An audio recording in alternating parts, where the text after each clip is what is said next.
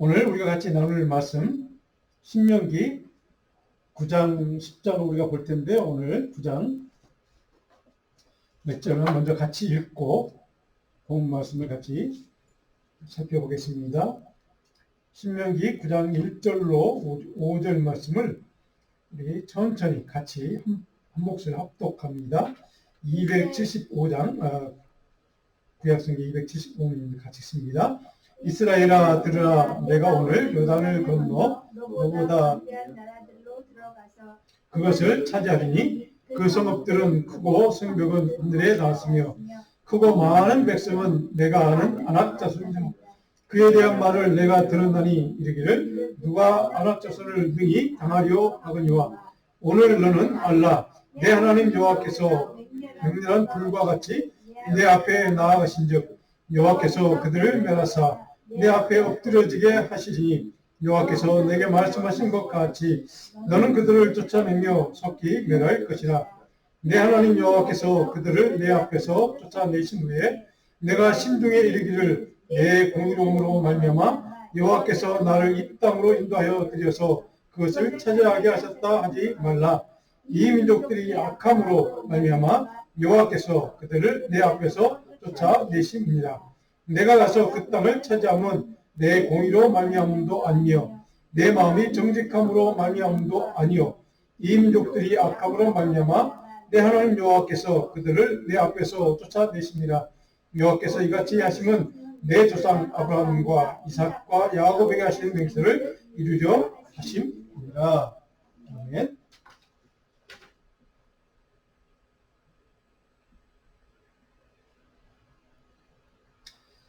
우리가 계속 살펴보고 있는 신명기 말씀은 마지막 모세가 이제 하나님의 부르심을 받기 전에 이스라엘 백성들에게 남긴 마지막 고별 설교라고 말씀을 드렸습니다. 그래서 과거에 실제로 있었던 기억을 더듬어서 1세대, 출애굽 세대 그 선조들이 어떻게 출애굽을 시작을 했는지, 어떤 과정을 겪었는지, 이제 이 세대가 바뀐 후손들에게 이제 교훈 삼아, 그리고 하나님의 말씀 명령, 또 십계명을 포함한 하나님의 계명이죠. 모든 계명들을 이렇게 가르쳐주는, 전하는 그러한 말씀들로 쭉 채워져 있습니다.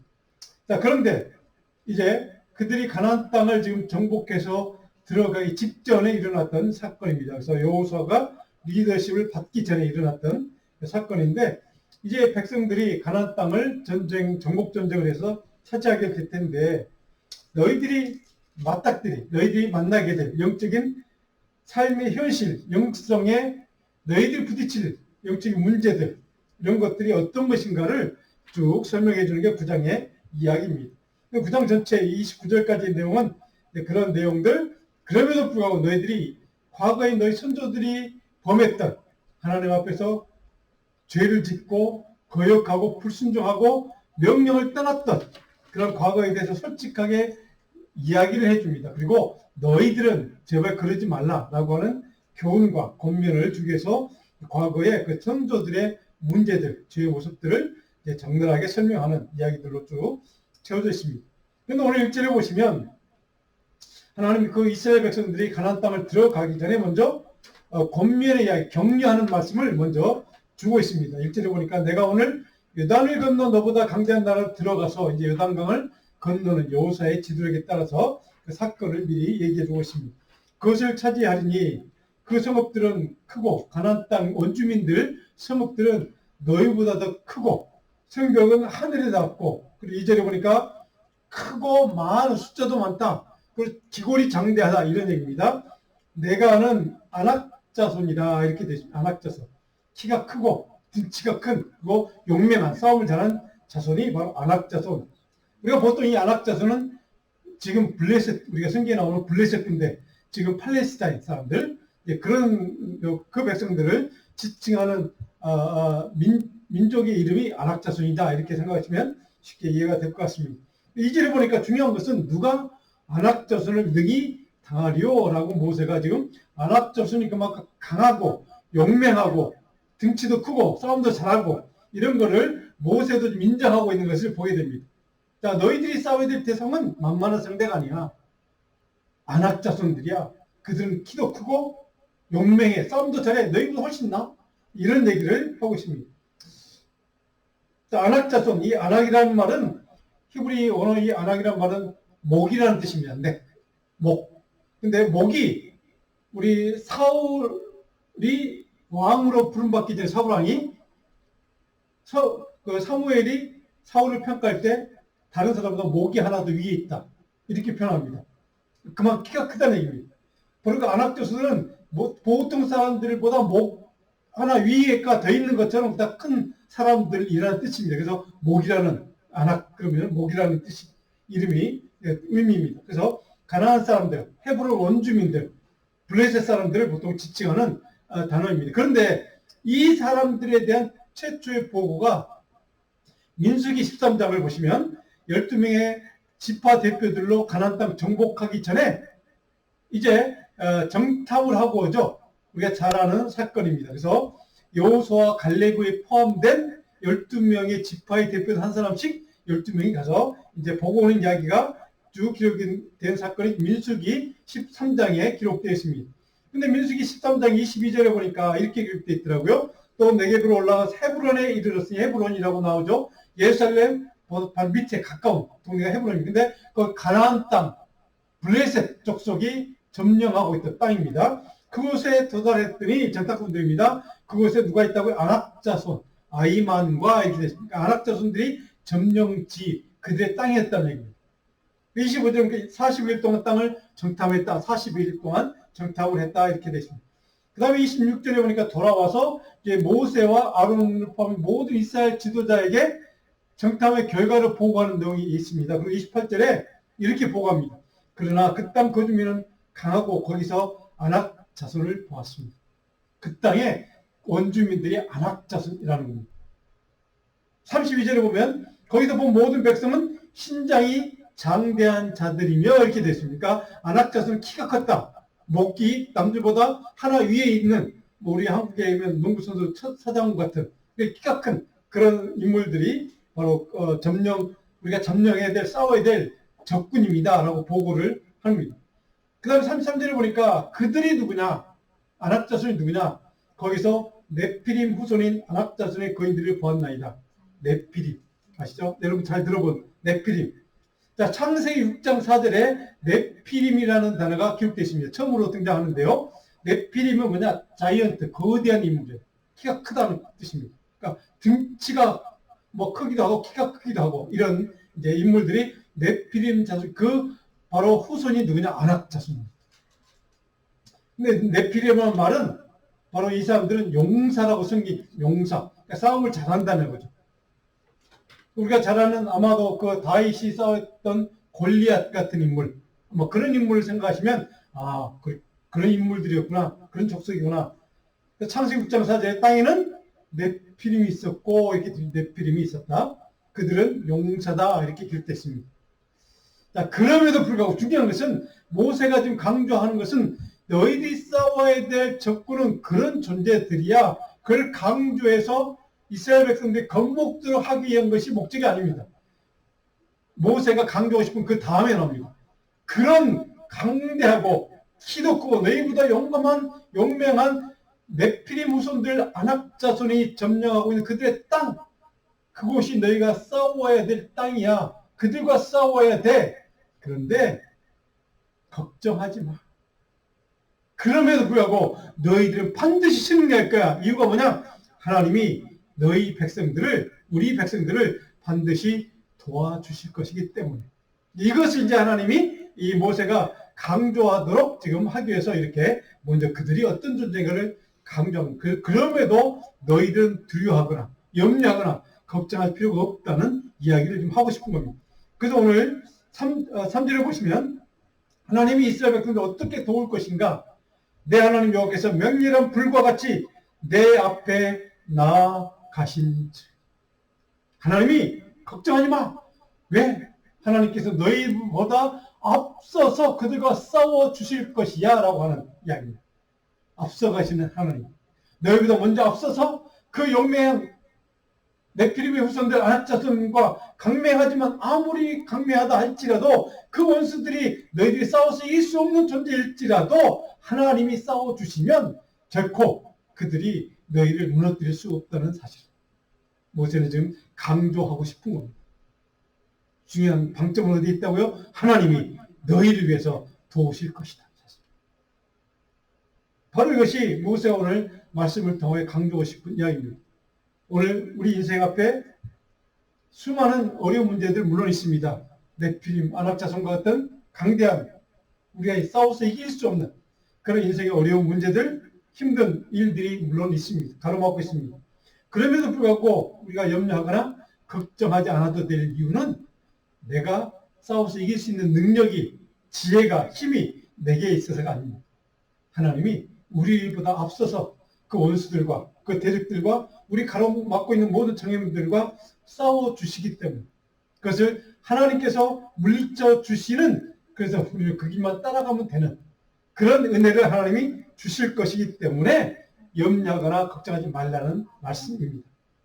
광야 40년 동안 이스라엘 백성들 그 사막길을 걸어가는 동안 그 추운 밤에 그들이 얼어 죽지 않도록 하나님께서 불기둥으로 지켜주시고 보호하시고 인도하셨던 것처럼 바로 하나님께서 너희보다 앞서서 너희들을 인도하시고 너희들을 보호해 주시고 너희를 지켜주시고 너희들의 모든 가로막는 장애물들 다 하나님께서 치워주시는 그 은혜, 그 은혜가 있기 때문에 너희들은 염려하거나 두려워하지 말라는 이 말씀이 오늘 저와 여러분이 주시는 하나님 축복의 말씀으로 아멘으로 화답했으면 좋겠습니다. 바로 그런 까닭에 오늘 모세는 이스라엘 백성들은 하나님 앞에서 어떻게 해야 되는가? 4절과 5절의 이 내용이 모세가 마음속에 하고 싶은 이야기입니다. 그러므로 이스라엘 백성 너희 하나님의 선택받은 택함받은 너희는 하나님 앞에서 이렇게 해야 된다. 4절에 보니까 내가 심중에 이르기를 내 공의로움으로 말미암아 내가 의로워서 내가 잘나서 내가 하나님 앞에 신실해서 믿음이 좋아서 그 땅 가나안 땅을 차지하게 될 것이 아니라는 뜻입니다. 내가 마음속에 혹이라도 네 능력 때문에 내 지혜 때문에 내 힘 때문에 그렇게 했다고 차지했다고 교만하지 말라는 경고이기도 합니다. 여호와께서 그들을 내 앞에서 쫓아내셨기 때문에 가능하게 된다는 사실을 망각하지 말라는 겁니다. 그래서 5절에도 보니까 내 조상 아브라함과 이삭과 야곱에게 하신 맹세를 이루기 위해서 하나님 왜 이렇게 너희를 인도하시고 앞서서 가시면서 너희 원수와 가로막는 모든 대적들을 싸워서 물리쳐 주시고 너희들이 그 길로 생명의 길로 구원의 길로 은혜의 길로 나아가게 도우시는가? 하나님이 아브라함과 이삭과 야곱 너희 믿음의 조상들에게 하셨던 그 약속, 언약을 반드시 하나님은 지키시는 신실하신 하나님이기 때문에 그 하나님의 약속을 지키시는 그 하나님의 행하심 때문에 은혜 때문에 너희가 그런 가나안 땅을 기고리장대한 네피림의 무슨 안악자손도 물리치고 싸워서 이길 수 있는 은혜를 하나님이 입도록 도우실 것이라는 사실. 이것을 결코 망각하면 안 된다는 겁니다. 너희의 힘, 너희의 지혜, 너희의 능력이 아니라 하나님이 그렇게 도와주셨음을 너희는 결코 망각하고 그래서 내 자신이 자고하거나 교만해서는 안 된다는 말씀을 모세는 하고 싶은 겁니다. 오늘 우리에게도 마찬가지 교훈입니다. 바로 우리 인생에 있어서 그 어떤 일이 가능했다면 그 어떤 일이 내가 소원하고 기도했던 간절히 강구했던 것들이 이루어진다면 바로 그것은 내 능력과 내 지혜와 내 힘이 아니라 하나님의 도우심과 하나님의 선하신 신실하신 하나님 그분의 은혜 때문임을 우리는 결코 망각해서는 안 된다는 사실. 우리는 이 말씀을 통해 깨닫게 됩니다. 자, 그렇다면 왜 이스라엘 백성들의 공의로움이나 공의 때문이 결코 아니다라고 모세는 강조하고 있을까? 왜? 우리 인생의 본질은 너희의 본질은 바로 목이 곧은 백성입니다. 항상 하나님을 거역하고 말씀과 계명을 불순종한 백성이 바로 너희이기 때문에 심지어는 하나님이 가장 금지하고 싫어하시는 우상까지도 숭배했던 너희 조상들을 보면 너희가 어떤 존재인가를 너희는 깨닫지 않겠느냐? 이런 얘기를 쭉 하고 있습니다. 6절에 보니까 이렇게 되어 있죠. 내 공의로 말미암음이 아니냐. 너는 목이 곧은 백성이야. 목이 곧았다는 말은 바로 이거는 그러니까 허리를 구부릴 수 없는 존재. 그만큼 우리 인간은 바로 하나님 앞에서 겸손하기 어려운 존재라는 뜻이기도 합니다. 그 7절에 보니까 늘 여호와를 거역하였을 때 늘이라는 단어가 기록되죠. 바로 그것이 너희 본성이야. 그래서 너희 공의이기 때문에 너희가 믿음이 좋아서 너희의 의 때문에 하나님께 도우시는 것이 아니라는 사실을 너희가 알았으면 좋겠다. 기억했으면 좋겠다. 망각하지 말았으면 좋겠다. 하는 것이 지금 모세의 마음의 뜻입니다. 근데 그 결정적인 너희의 죄성, 본성은 무엇인가? 8절에 보니까 호렙산에서 일어났던 사건을 모세가 지적합니다.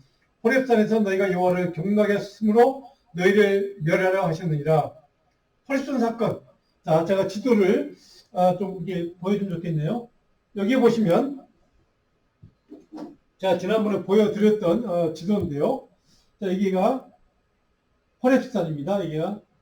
여기서 지금 십계명을 받고 또 불순종의 오늘 본문에 지금 이제 살펴볼 출애굽기 32장에 나오는 금송아지 사건 있었던 지역이 바로 여기입니다.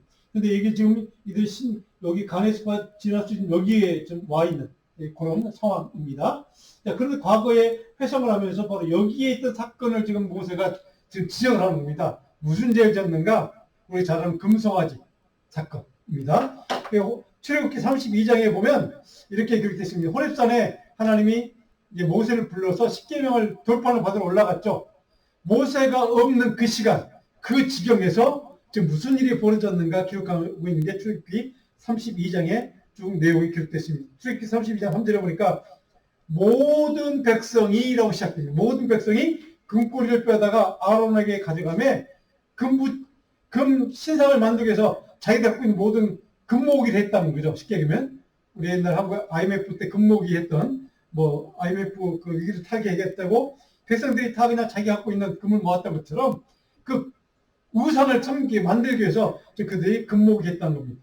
그 다음에 출애굽기 32장의 4절에 보니까 아론이 지금 모세 형이며 동시에 지금 대변자이며 동시에 지도자 아닙니까? 근데 그것을 모아다가 아론이 금송아지 만드는 가장 앞선 일을 지금 한 겁니다. 이는 너희를 애굽 땅에서 인도하시는 너의 신이다. 송아지를 만들어 놓고 너희 신이 바로 하나님이 이거야 라고 얘기하는 겁니다. 지금 기가 막힌 일입니다. 모세가 없는 부재한 그 시간, 그 지경에서 이스라엘 백성 전체가 지금 우상을 만들어 놓고 그 우상을 하나님이라고 믿고 그 우상 앞에 절하고 예배하고 경배하고 있는 이 우상 숭배 죄를 하나님이 너무 그것이 하나님 마음속에 이게 큰 상처가 되었던 것 같아요. 그러니까 이것을 지금 모세가 또 지적을 하는 겁니다. 하나님이 너희에게 그렇게 해줬는데 너희들이 거기서 한 짓이 뭐니? 너희 조상들이 무슨 짓을 했니? 한번 봐. 너희는 바로 그런 존재야. 라고 하는 것을 이렇게 우리에게 지적해 주는 겁니다. 그래서 5절에 보니까 여호와의 절일, 여호와의 성일로 축제일로 선포하고 지금 먹고 마시고 좀 즐거워했다는 겁니다. 송아지를 딱 만들어 놓고 예배가 끝난 다음에 제사 끝난 다음에 자기들끼리 아마 음식을 술을 이렇게 먹고 또 마셨겠죠. 자, 그런 시간, 모세가 없던 그 시간에 일어났던 일들이 바로 이 사건입니다. 하나님이 진노하셨던 것 같아요. 그래서 모세가 그 내려와서 어떻게 합니까? 그 십계명 돌판을 집어 던져버리죠. 그러고 나서 이제 그런 사건들 우리가 있던 거. 그리고 오늘 본문에 보면 이제 그것을 이제 모세가 지적하고 있는데 바로 우리는 그런 존재라는 겁니다. 모세가 그것을 좀 일깨워 주는 겁니다. 너희는 그런 존재, 목이 곧는 존재.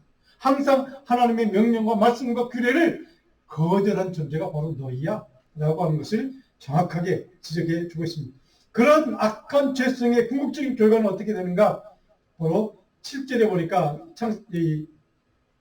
민수기 우리가 지금 보고 있는 출애굽기 32장 자 7절에 이런 내용이 있습니다. 내 백성이 부패했도다. 그 이유가 뭐냐? 너희들이 조상들이 부패했기 때문에. 부패했다는 말은 우리가 알고 있는 부패라는 말인 동시에 이거는 낭비했다라는 뜻입니다. 웨이스트. 모세 영적인 리더가 지금 없던 그 자리, 그 시간에, 그 지경에 그들의 그 시간이 40일 동안 모세가 올라가서 금식하며 돌판을 받아오는 그 시간, 그들의 삶의 시간은 우상을 섬김으로 말미암아 낭비한 시간이 되고 말았다는 뜻입니다. 아무런 가치가 없는, 아무런 열매가 없는 허무한 시간이 되고 말았다는 뜻이 옵니다. 하나님을 떠난 인생, 하나님 없이 우상을 섬기는 인생에 그 인생의 결과는 무엇인가? 낭비하는 시간, 낭비하는 인생이라는 뜻이기도 합니다. 저는 이런 오늘 이 말씀을 읽으면서 많은 것을 제가 깨닫는데 바로 이것이 우리 그리스도인들에게 주는 참 준엄한 경고라고 저는 믿습니다. 우리 인생을 하나님 위해서 정말 귀하고 복된 시간으로 만들 것이냐, 아니면 아무런 의미가 없는 무가치한 헛된 쓸모없는 낭비하는 시간으로 만들 것이냐. 하나님은 이 마지막 심판 때 이 두 가지 중에 하나를 우리에게 선고하실 겁니다. 내 인생의 시간은 정말 의미있고 가치있고 착하고 충성된 종의 삶의 시간을 보냈다고 칭찬하시든지, 내 인생의 시간은 아무런 가치도 없고 의미도 없는 정말로 낭비한 시간이었다고 판결하시든지, 둘 중에 하나님이 우리의 인생을 놓고 우리 인생의 시간을 놓고 하나님은 판단하시고 평가하실 것입니다. 도대체 왜 그들은 그렇게 낭비하는 시간, 우상숭배를 그렇게 금했음에도 불구하고 바로 그들은 그 명령을 범하고 우상을 만들어서 섬겼을까? 근본적인 동기, 목적이 도대체 무엇일까? 오늘 이 말씀을 우리는 정확하게 좀 8절에 보니까 이렇게 기록되어 있습니다. 그들이 내가 그들에게 명령하기를 속히 떠나 자기를 위하여 송아지를 부어 만들고 그것을 예배하며 그것에게 제물을 드리며 말하기를 이스라엘아, 이는 너희를 애굽 땅에서 인도하여 낸 너희 신이라 하였도다. 하나님이 명령한 우상숭배 길을 가지 말라고 그토록 하나님이 명령했음에도 그들은 속히 떠났다. 근데 그 이유가 뭐냐? 오늘 바로 이것을 우리가 좀 꼭 기억했으면 좋겠습니다. 자기를 위하여 금송아지를 만들고 하나님의 명령을 속히 떠났다. 이렇게 기록하고 있습니다. 모든 우상숭배의 그 배경의 근본적인 동기와 목적은 어디에 있느냐? 바로 자기 자신을 위한 거랍니다. 그 우상을 하나님의 자리에 세워놓고 하나님처럼 예배하고 경배하는 그것 다 우상숭배라고 합니다. 그런데 그 근본의 목적이 어딘데? 자기 자신의 탐욕을 위해서. 바로 이것이 성경이 우상숭배 근본 동기를 평가하고 설명하는 이유. 오늘 우리들에게 바로 중요한 경고의 말씀이기도 합니다. 내 자신의 탐욕과 욕망을 채우기 위해서 신들을 만들어 놓고 우상을 만들어 놓고 그것을 하나님처럼 믿고 섬기고 예배하는 것. 이것을 성경 우상숭배다라고 얘기합니다. 그래서 25절에 보니까 모세는 그런 사람들을 이렇게 평가합니다. 백성이 방자했다 이렇게 평가합니다. 방자했다, 우리 말 좀 많이 들어본 말 아니면 방자했다. 이 성경에서 오늘 이 히브리 단어 방자라는 말은 파라라는 말인데, 이 말은 비우스, 하나님을 거절했다, 하나님의 말씀을 거역했다는 뜻입니다. 방자했다 뭐냐면 하나님의 진리의 말씀, 생명의 말씀을 거절하는 인생을 방자한 인생이라고 표현합니다. 거기는 질서도 없고 분명한 표대도 없고 목적도 없는 그런 인생, 하나님을 거절하는 인생, 다른 말로 하면 낭비하는 인생, 이라는 뜻이기도 합니다. 도대체 왜 그런 낭비하는 인생, 하나님의 말씀을 거절하는 인생을 선택할까? 바로 오늘 이 방자하다는 말 속에 들어있는 또 다른 뜻은 자신의 뜻과 자신의 의지와 자신의 판단으로 재판관이 되는 것을 방자하다 이렇게 표현합니다. 자기가 재판관이 되는 겁니다. 자기의 판단과 자기의 뜻과 자기의 의지대로 복수하고 싶은 마음, 이것이 방자다라는 단어가 품고 있는 뜻입니다. 자기가 재판관이 되고 싶어하는 마음, 자기의 모든 삶의 주인이 바로 내가 주인이라고 생각하는 마음이라는 뜻입니다. 이것을 방자하다 이렇게 표현했습니다. 자기 삶의 주인으로 하고 싶은 인간의 욕망과 탐욕, 아담과 하가 범했던 인류 최초의 범죄 내용이 바로 그거 아닙니까? 그들이 뭐처럼 되고 싶어? 하나님처럼 되고 싶었어. 이것이 우리 인간의 근본적인 모든 우상숭배 배후에 가려져 있는 근본적인 동기요, 그 깔려있는 목적이라는 겁니다. 자기 자신을 위해서 내가 하나님처럼 되고 싶은 욕망. 바로 이것이 인간이 이렇게 하나님의 명령을 속히 떠난 이유요, 하나님의 명령을 refuse, 거절하는 이유요, 우상을 숭배하는 근본적인 목적이요, 동기라고 오늘 해석을 해주고 있습니다. 그런 사람들을 하나님은 어떻게 다루는가? 바로 35절에 이렇게 기록됐습니다. 여호와께서 백성을 치시니 하나님 결국 심판하신다는 뜻입니다. 하나님의 최후 심판, 판단, 바로 이것이 반드시 있을 것이라는 경고의 말씀이기도 합니다.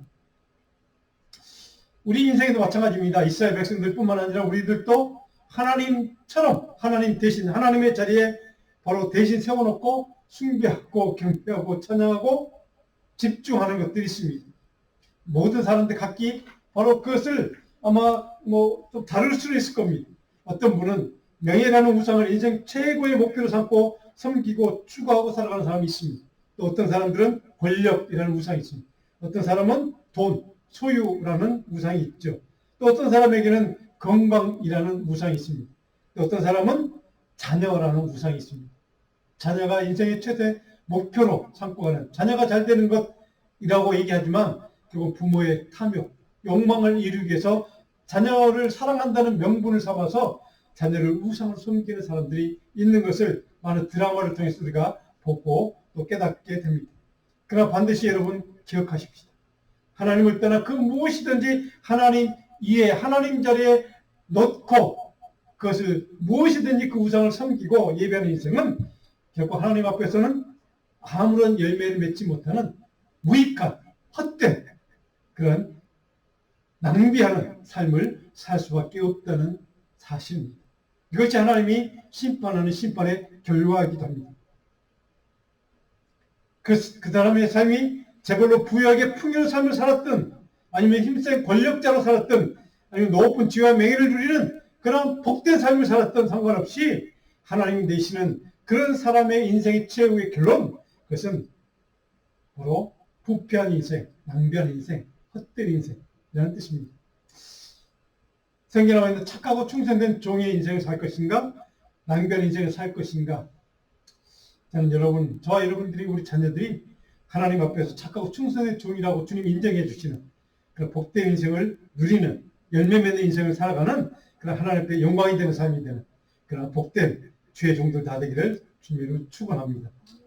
13절 오늘 본문에 9장의 13절에 16절에 보니까 모세는 이제 자신이 하나님께 십계명을 교육하는 그 과정에 대해서 십계명 받은 과정을 이제 9절에 13절에 설명하고 있는데요.